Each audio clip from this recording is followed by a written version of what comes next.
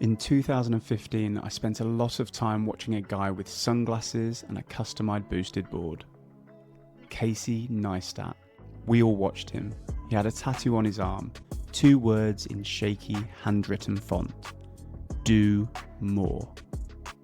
At the time, it was the ultimate gospel. If you weren't exhausted, you weren't trying. If your calendar had a gap, you were failing. I bought into it. I tattooed it on my brain, if not my arm.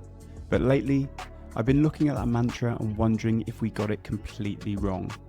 We've been conditioned to view our lives through a lens of a factory.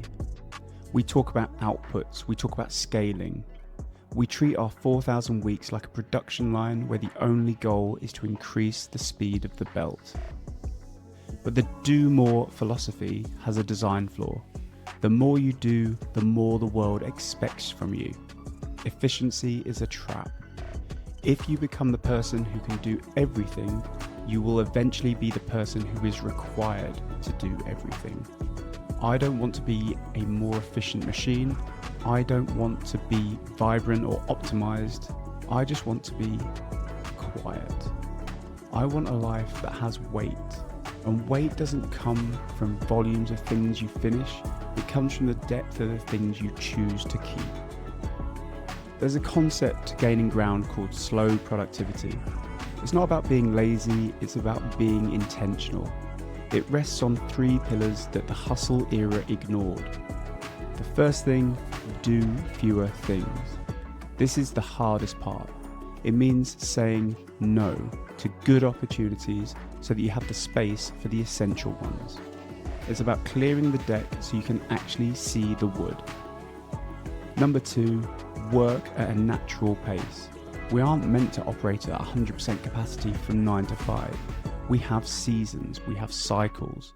Some days are meant to be for deep work, others are meant to be for a long walk.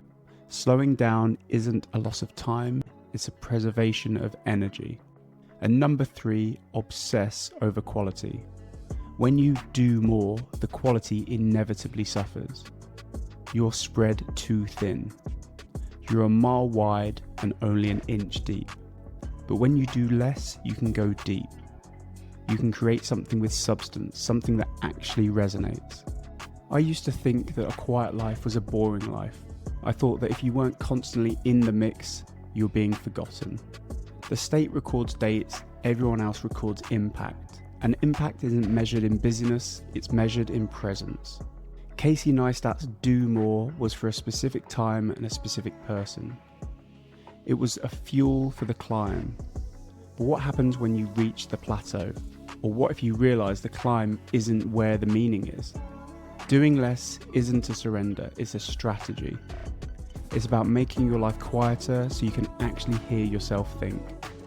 So you can actually feel the weight of your own existence. If you feel the pull to do more, to add another project, to buy another gadget, to fill another hour, I want to give you permission to do the opposite. One day it'll be over. And when you come to the end of your life, it won't matter how many tasks you checked off your list. It will matter how much your life you are actually awake for. Do less, but do it better. Make your life quieter. Find the depth.